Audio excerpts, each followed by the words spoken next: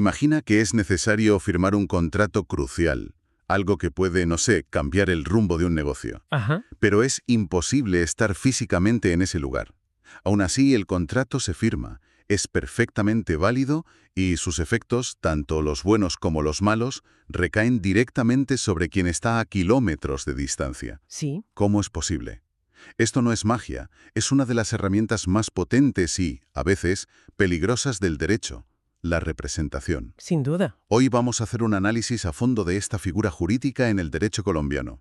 La misión es entender cómo una persona puede actuar legalmente a través de otra, y lo que vamos a ver es que ha pasado de ser una rara excepción a convertirse en una infraestructura jurídica básica, Exacto. sin la cual el mundo moderno simplemente no funcionaría. Ah, eso es importante. Al contrario, es un conducto. Su función es canalizar esa voluntad jurídicamente, pero siempre bajo unas reglas muy claras de legitimación y control. Porque, y esto es fundamental, el poder habilita, pero el límite protege. Infringir esas reglas tiene consecuencias muy, muy serias. Vale, vamos a desgranar esto. La primera idea que me llama la atención es definirlo como un mecanismo. Sí, Suena a ingeniería, a algo con piezas que tienen que encajar a la perfección. ¿Cuáles son esas piezas clave? pues mira, es la metáfora perfecta. Es un mecanismo de 3 piezas. Si falta una, no funciona. A ver. La primera es la contemplatio domini, una expresión en latín que suena muy rimbombante, pero que significa algo muy sencillo. Actuar dejando claro que no lo haces para ti, sino en nombre de otro. El representante es como un embajador. Todo el mundo sabe que no habla por sí mismo, sino por el país al que representa. De acuerdo. La primera pieza es la transparencia. Yo actúo por cuenta de esta otra persona. La segunda pieza es la existencia de un poder o legitimación. Es la autorización, la fuente de la que emana la capacidad de actuar. Puede venir de la ley, como en el caso de unos padres con sus hijos, o de la voluntad de la persona, lo que todos conocemos como dar un poder. Es la llave que abre la puerta. Entendido. Y la tercera pieza, que es la consecuencia de las otras dos, es la imputación directa de los efectos. Lo que haga el representante, para bien o para mal, impacta directamente en el patrimonio del representado. Vaya. Es como si este último tuviera un control remoto jurídico. Aquí es donde creo que surge la confusión más típica, la que cae, casi todo el mundo. Sí. Tendemos a usar mandato y representación como si fueran lo mismo, Ajá. pero son cosas muy distintas, ¿verdad? Totalmente distintas y entender la diferencia es crucial. El mandato es la relación interna, es el qué y el por qué. El encargo. Exacto, es el contrato o el acuerdo entre nosotros dos donde te pido que hagas algo por mí. Pero ese encargo puede ser con o sin representación. Ahora, un ejemplo para que quede claro. Imagina que te digo, por favor, ve a la librería y cómprame la última novela de Pérez Reverte. Aquí tienes el dinero. ¿Eso es un mandato? Vale. Vas, compras el libro a tu nombre, me lo traes y me das el cambio. De cara al librero, la compradora ha sido tú. Claro. Ahora imagina que voy a una notaría y firmo un documento que dice: otorgo poder a tu nombre para que compre en mi nombre y representación la casa de la calle Mayor, número 5. Ah. Eso es un mandato con representación. Cuando vayas a firmar la compra-venta, no firmas por ti, firmas por mí. La casa será mía desde el segundo 1. Ah, ahora lo veo. El mandato es la misión que te encargo. La representación es la insignia o el uniforme que me das para que los demás sepan que vengo de tu parte Eso es. y que tus palabras son las mías. Esa es la analogía perfecta. El poder es esa insignia. Sin ella, solo eres alguien cumpliendo un recado personal. Con ella, eres mi voz y mi firma. Claro. Y esto también lo diferencia del simple mensajero o nuncio. El mensajero, como un cartero, solo transporta una voluntad ya formada. No decide nada. Entrega una carta cerrada. Justo. El representante, en cambio, tiene un margen, emite una declaración de voluntad propia, aunque sea para cumplir un fin ajeno. La gestión de negocios. Eso es otra cosa. Es actuar por alguien sin que te lo haya pedido, por pura necesidad. Como cuando llamas al fontanero porque la casa de tu vecino, que está de viaje, se está inundando. Ya. Actúas en su interés, pero sin poder. Ya se verá si luego te lo agradece y te paga la factura. Es curioso porque hoy en día damos por sentado que nuestro abogado o nuestro gestor puede actuar por nosotros, pero estamos hablando de un cambio de mentalidad jurídico brutal. Totalmente. Esta idea no ha existido siempre. En absoluto. Fue una auténtica revolución silenciosa. En el derecho romano clásico, el principio era tajante. Alteri stipulari nemo potest. ¿Qué significa? Nadie puede estipular por otro. La concepción era extremadamente personalista. El vínculo jurídico, la obligación, nacía del apretón de manos, de las palabras solemnes pronunciadas cara a cara. La idea de que los efectos de un acto recayeran sobre un ausente era sencillamente inconcebible para su sistema. Pero la vida real siempre se impone a la teoría. Me imagino que el comercio a gran escala, la expansión del imperio, Claro. todo eso hacía imposible estar siempre presente para cerrar cada trato. Exactamente. La necesidad práctica, sobre todo la mercantil, forzó la máquina. Empezaron a surgir soluciones indirectas, un poco como parches al sistema. ¿Cómo cuáles? Figuras como los procuradores, que administraban grandes patrimonios, o los institores, que gestionaban negocios, actuaban por cuenta de sus jefes. Pero técnicamente los efectos jurídicos recaían primero sobre ellos. Si el procurador compraba algo, el propietario era él, y luego tenía la obligación de transferirlo a su señor. O sea, un sistema de 2 pasos, lento y arriesgado. Un apaño, como dices. Un apaño. Un apaño ingenioso, pero un apaño al fin y al cabo. Fueron el desarrollo posterior del derecho, y sobre todo las grandes codificaciones del siglo XIX. El Código de Napoleón, por ejemplo. Justo. Esos fueron los que consolidaron la representación directa como la conocemos. Se dieron cuenta de que para que la economía moderna funcionara, para que hubiera agilidad y seguridad, era imprescindible. Ya no era un parche, sino una viga maestra del edificio jurídico. Vale, si la representación nació como una necesidad para agilizar el comercio, me imagino que pronto se dieron cuenta de que era como dar las llaves de casa. Sí, claro. Hacían falta unas reglas muy claras para que nadie se llevara los muebles. ¿Cuáles son esas líneas rojas? No todo es representable. Desde luego. La primera línea roja, la más clara, son los llamados actos personalísimos. Ajá. Son actos tan íntimamente ligados a la persona que la ley exige que los realice ella misma, sin intermediarios. El ejemplo clásico es otorgar testamento. Claro, tu última voluntad. Es tuya y de nadie más. O el matrimonio. Aunque existen figuras como el matrimonio por poderes, es una excepción muy regulada. La regla general es la presencia física. Entiendo. Actos que definen quién eres o tu patrimonio tras la muerte. ¿Qué más? El segundo límite son las propias normas imperativas. La ley puede decir, para este acto concreto se prohíbe la representación. Suele hacerlo para proteger a la parte más débil o un interés público. Vale. El tercer límite, y el más obvio en la representación voluntaria, es la propia voluntad del representado. En el poder que otorgas puedes ser tan específico como quieras. Por ejemplo, Te doy poder para vender mi coche matrícula TAN por un precio no inferior a 10.000 euros, y este poder caduca en 3 meses. Has creado un marco de actuación muy definido. y salirse de ese marco es donde empiezan los problemas. Exacto. Y ahí llegamos al cuarto límite, que es transversal a todo el derecho, la buena fe. No puedes usar la representación para cometer un fraude. ¿Cómo sería eso? Por ejemplo, otorgar un poder a alguien para que compre una empresa y que esa persona, en secreto, sea el vendedor de la misma. Eso es un conflicto de intereses, un abuso de la figura. Esto nos lleva directamente al campo de batalla. ¿Qué ocurre si el representante se excede o, peor aún, actúa sin tener ningún permiso? Uf, Me imagino que esto es una fuente de conflictos enorme. lo es. Y el derecho tiene soluciones muy drásticas. Si alguien actúa en tu nombre sin tener poder alguno, estamos ante una falta de poder. Vale. El acto que realiza es para ti como si no existiera. La palabra técnica es que te es inoponible. Inoponible. No te afecta, ni te obliga, ni te beneficia. Es un problema entre el que se hizo pasar por representante y el tercero que confió en él. Volviendo a nuestro contrato crucial del principio. Si quien lo firma en mi nombre no tenía poder, esa firma no vale nada para mí. Exactamente. Para ti es papel mojado. El tercero que firmó creyendo que contrataba contigo tendrá que reclamarle los daños y perjuicios a ese falso representante, al que llamamos falsus procurator. Y si tenía poder pero se pasó de la raya. Digamos, le di poder para alquilar mi piso por 1.000 euros al mes y lo alquila por 800. Ajá. ¿Ahí qué pasa? ¿El contrato es nulo o solo me debe 200 euros al mes? Esa es la pregunta del millón y es un exceso de poder. La regla general es la misma que en la falta de poder. El acto no te obliga en aquello que excede las facultades. O sea que, En tu ejemplo, podrías negarte a reconocer ese contrato de alquiler.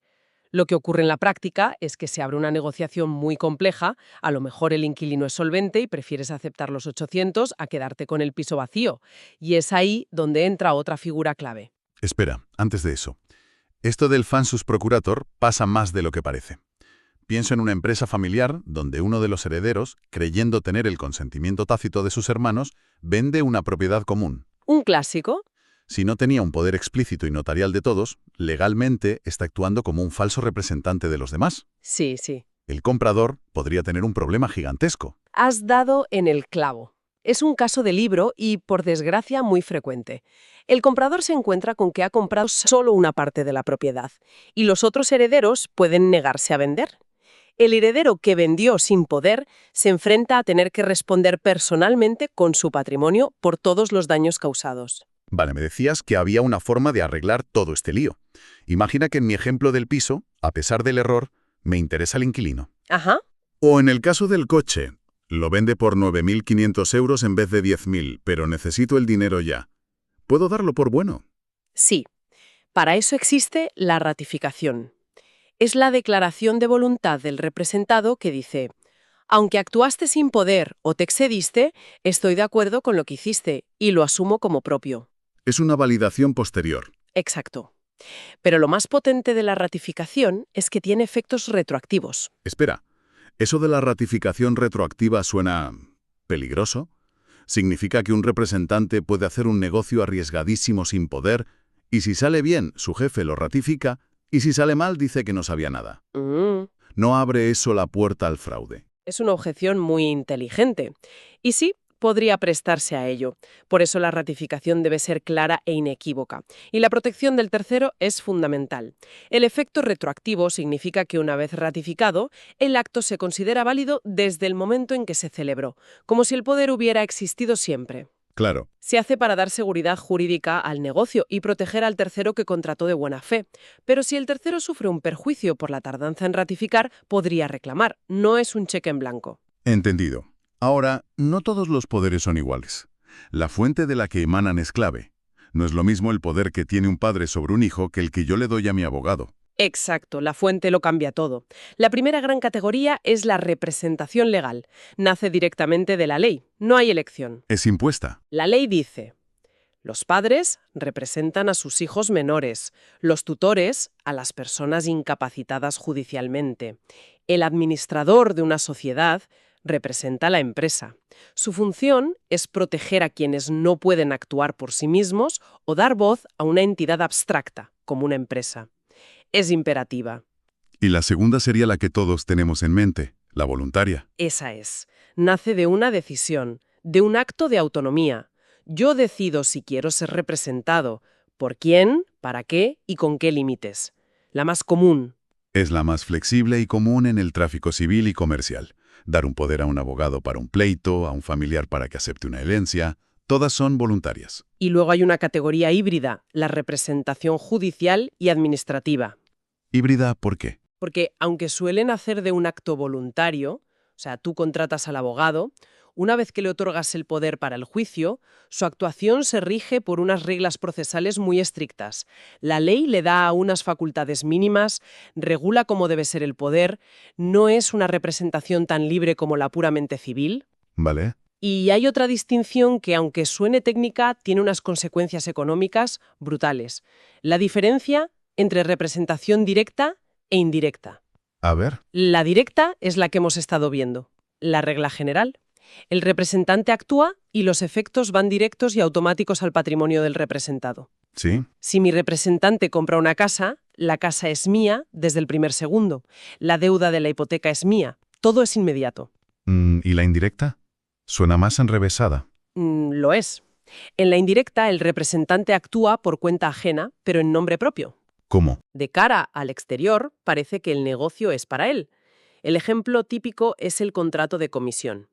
Imagina que te encargo comprar una obra de arte en una subasta, pero no quiero que se sepa que soy yo el comprador. Vale. Discreción. Tú pujas y compras el cuadro a tu nombre. De cara a la casa de subastas, la compradora eres tú. La obligación de pagar el precio es tuya. Luego, en nuestra relación interna, tú tienes la obligación de entregarme el cuadro y yo de reembolsarte el precio y tu comisión. Entonces, ¿la diferencia es crucial para el tercero que contrata? Totalmente. En un caso, sabe que su contrato es con la persona invisible, el representado. En el otro, su relación legal es únicamente con la persona que tiene delante. El riesgo es completamente diferente. Has captado la esencia.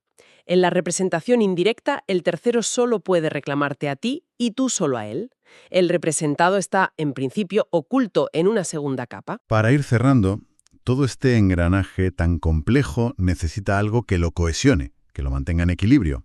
Sí, Y aquí entran dos elementos clave: la buena fe y el control del juez. son el aceite y el árbitro del sistema. La buena fe es un principio general, pero aquí tiene una manifestación concreta muy importante: la protección de la apariencia. La apariencia. A veces, aunque no exista un poder real, se crea una situación que hace creer razonablemente a un tercero que sí existe. Es decir, que no siempre se puede alegar la falta de poder si tú mismo has contribuido a crear esa apariencia. Exacto. El ejemplo típico es el del apoderado aparente. Imagina un empleado que durante años ha firmado contratos en nombre de su empresa, sin tener un poder formal, pero con el conocimiento y la tolerancia del jefe. Ajá. La empresa siempre ha cumplido esos contratos. Si un día hay un problema y la empresa alega es que este empleado no tenía poder para firmar, un juez podría decir: lo siento, pero ustedes crearon una apariencia de poder, y el tercero confió legítimamente en ella. El contrato es válido. Claro. Se protege la confianza en el tráfico jurídico para no paralizarlo. Justo. ¿Y el juez? ¿Cuál es su papel final? El juez es el garante de que el mecanismo no se descontrole. No da por sentada la representación, exige que se pruebe. Su labor es verificar la existencia y el alcance exacto del poder. ¿Qué dice el documento? ¿Cuáles son las facultades? Controla que no se hayan saltado los límites legales, como los de los actos personalísimos. Y finalmente sanciona los abusos, interpreta las cláusulas dudosas y decide cuándo proteger la apariencia y cuándo no. Es el control de calidad del sistema. Entiendo. Una vez vi un caso sobre un poder sobre una cuenta bancaria. El poder decía realizar operaciones y el apoderado se hizo una transferencia a sí mismo, como donación. Uf. El debate judicial fue si operar incluía regalar. Ahí es donde la especificidad del poder es absolutamente clave. Hay una frase final en el análisis que me parece muy potente y que resume esto. Representar sin control es delegar litigios. Es que es así. La representación es una herramienta de apalancamiento jurídico. Te permite estar en varios sitios a la vez, multiplicar tu capacidad de actuar. Pero, Pero todo apalancamiento concentra el riesgo. Si das un poder demasiado amplio, o si no supervisas lo que hace tu representante, estás comprando papeletas para un futuro pleito. Para cualquier profesional, para cualquier empresa, es crucial diseñar poderes claros, específicos y controlar su ejecución. La prevención aquí lo es todo. entonces, si lo resumimos, la representación es mucho más que un simple permiso. Es una sofisticada técnica jurídica que permite que los efectos de un acto recaigan sobre alguien que no lo celebra directamente. Sí. Pero siempre y cuando se respeten unas reglas muy estrictas de legitimación, actuación transparente y límites legales. Exactamente. No sustituye la voluntad. La canaliza. Como decíamos al principio. El poder habilita, el límite protege y, en caso de duda, la buena fe decide. Es el equilibrio entre esos tres elementos lo que hace que este mecanismo, tan útil y necesario, funcione. Y esto nos deja pensando en nuestro mundo actual, en una era digital donde con un solo clic otorgamos permisos a aplicaciones y plataformas para que actúen en nuestro nombre, para publicar, para acceder a contactos, para pagar.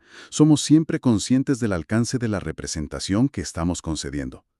Y mirando al futuro, si una inteligencia artificial llegara a actuar como representante legal o financiero, ¿qué nuevos límites y controles necesitaríamos para proteger nuestra voluntad de un algoritmo?